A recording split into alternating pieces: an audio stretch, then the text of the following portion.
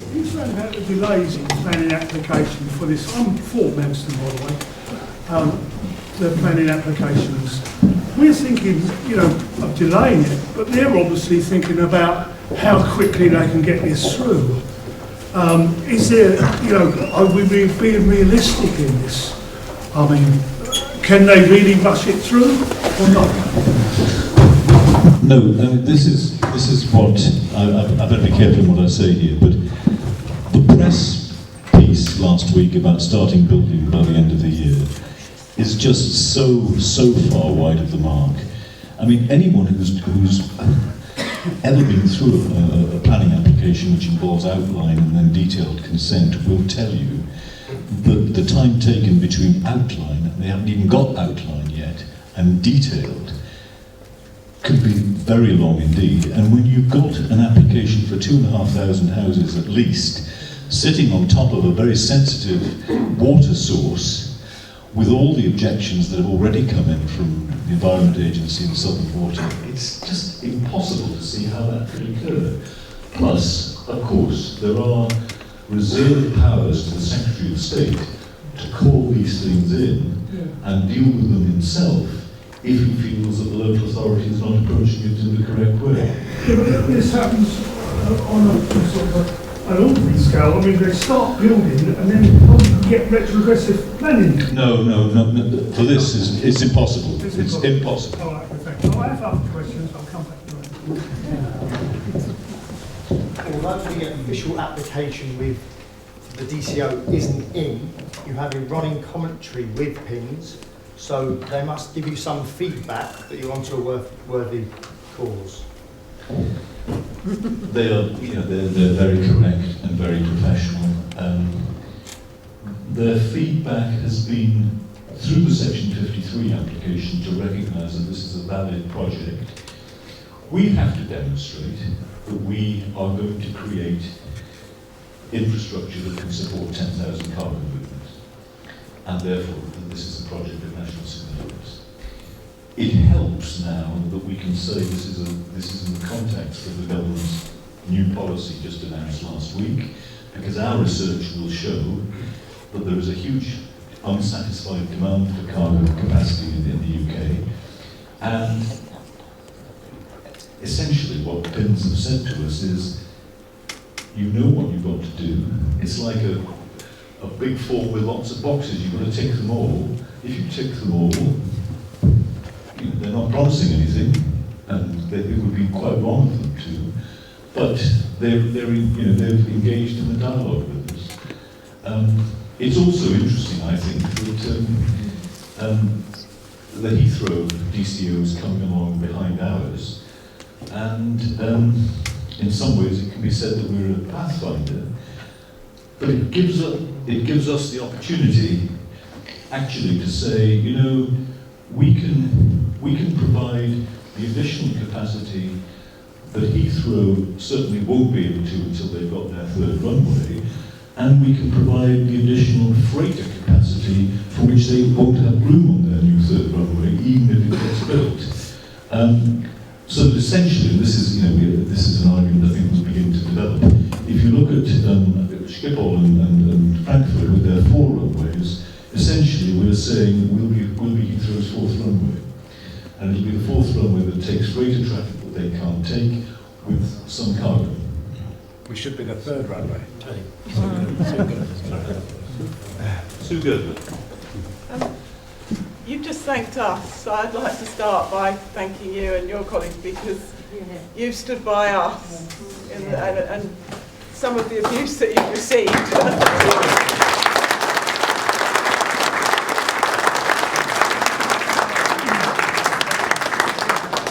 think you've handled very professionally.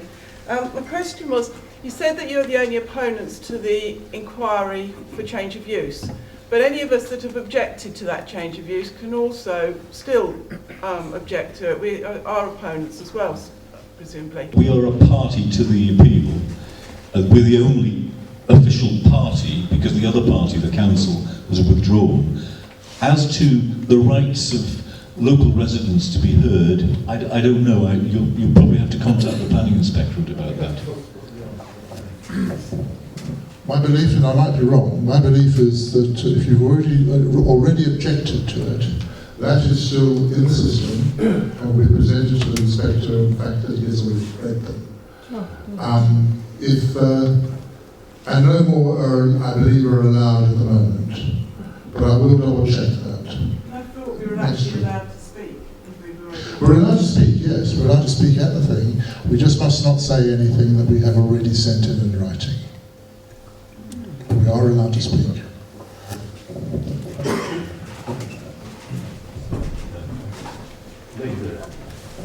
Is there any dialogue between you and the MOD fire service on Manston? Yeah, the answer is yes. There is a dialogue. We believe that they will be willing to give up their position on the airport itself.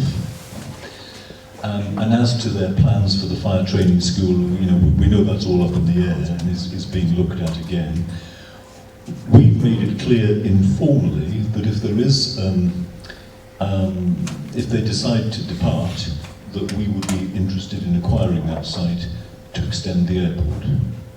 In the short run, the fire training school, the MOD has objected to the Stonehill Park application on behalf of the fire training school, because as long as they continue to emit noxious fumes and so on, it would be a danger to health for local residents, for new residents on the airport, particularly children. And before anyone asks, it's not a hazard for the airport itself, because people are not there long enough. It's if you live there in that atmosphere all the time. Yes, Councillor Ashby. Thanks, Owen. The conundrum of the planning inspectorate finding the AGM report to be, shall we say, unsound at the inquiry, we actually proposed, or we asked the question at council if it would make sense to actually run a parallel local plan, draft local plan. Because to us it made sense that whichever way things fell, that the plan was still there. We were unreliably maybe, informed or instructed as councillors that that wasn't the case, that the council had sought legal advice, and they were told, or we were told, that the parallel draft local plan could not run with the airport in and without the airport in. I don't know whether, to me that would make sense, because then that solves the conundrum, but I don't know how we can actually find out whether that is a fact or a fiction on behalf of the monitoring officer. And just to add to the confusion, if that's the right word, at yesterday's meeting Mr. Wells seemed to be suggesting that if Mr. Truell's upcoming report showed the airport was viable, that might change things. I hope I'm not misquoting. So it's not clear at all. If that's the case, there must be a dual strategy. I don't know. Much is said about this airport and its profitability, but very little, I think, has been really understood about the impact of that airport on local business. I'm a one-man band. I run my own little company that does technical training. I travel all over the world with that. I travelled all over the world from Manston. I went to South Africa, Copenhagen, Istanbul, Bordeaux, all sorts of places out of there.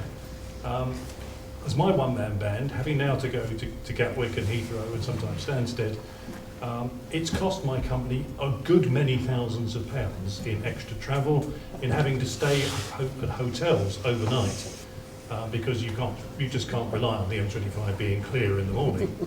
I'm just a one-man band.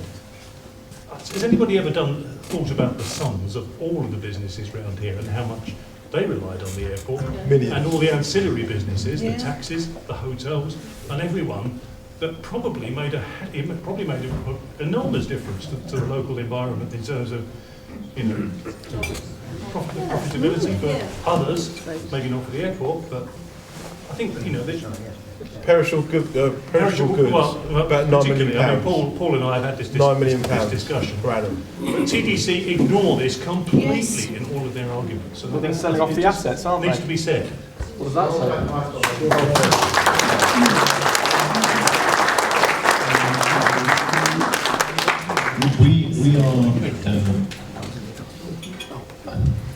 We're producing 4 reports for the purposes of the DCO. The first volume, which discreetly has been subject to peer review by 1 or 2 people present and will be published shortly, it sums up all the published data about the demand for air cargo in the London system. The second document is the primary research that's been carried out on our behalf. The third document is the business case for the airport. And the fourth document, which is in draft and going to be published, I hope, in the next 10 days, is the social and economic case for the airport, which covers the point that you make, which is not just jobs, but also the impact on local businesses. So we're conscious of that, and that will be part of our work. I should also there's just one myth I'd like to deal with, that the airport's never made any money. I can tell you that when the former Wiggins Group purchased the civilian enclave from Seabourn in 1998, we paid through the nose for it because it was so profitable. So, and that was a passenger and cargo operation out of Manston at that time. The passenger terminal had been built in the late 80s, and that was an operation that they ran on an RAF base, with all the restrictions that you get on an RAF base, very profitably indeed.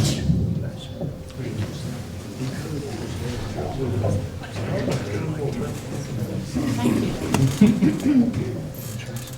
I am so pro-Manston, it is beyond belief. But my big terror in life, and I have to be honest with you, is that we've been pre-sold by TDC to London councils who want to dump God knows what here. Yeah. And that the money is being spent and they're just basically backing themselves off the ice. Yeah. I am absolutely terrified about this. I so want an airport back, and I cannot see it happening while all this is going on in the background. Please give me a reassurance that what you are doing as River Oak is genuine and viable and going to happen, as opposed to just appeasement. Please. And I'm not criticising you in saying that. Absolutely not. You have given us so much hope. I just want to see that hope realised. Thank you.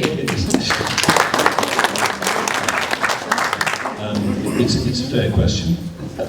How can I answer that? First of all, River Oak, we have now created, in response to a number of requests over the months, a UK registered entity which is fully funded. So we are technically, we're still River Oak.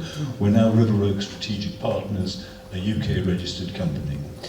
We have new directors who have brought in access to, they'll kill me for saying this, I shouldn't say unlimited funds, because no one should ever say that, but very, very significant funds indeed. We've done SMAa, it's done due diligence.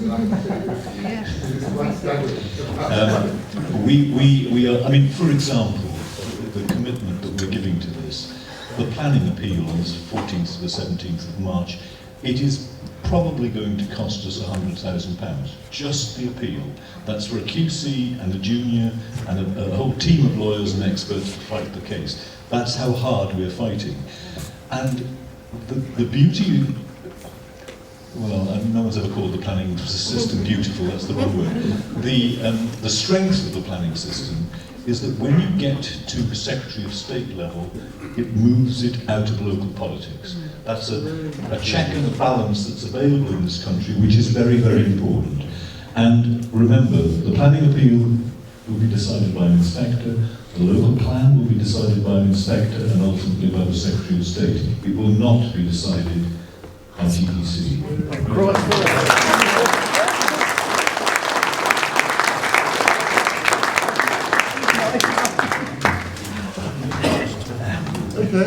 think we move. Mr. Pritchard. Oh, sorry.